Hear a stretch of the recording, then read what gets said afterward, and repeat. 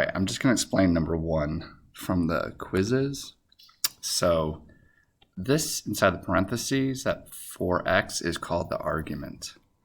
And something to remember that this is really like log base 7 of 4 times x. So if in the argument I have multiplication, that means I can expand this log into 2 different logs with the same base, right? Log, same base.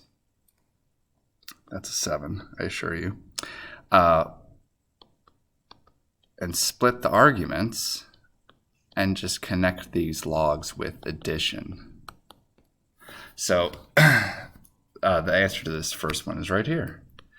Because, again, if I'm multiplying that argument, that means I can split the 2 logs, or split this log into 2 separate logs connected by addition.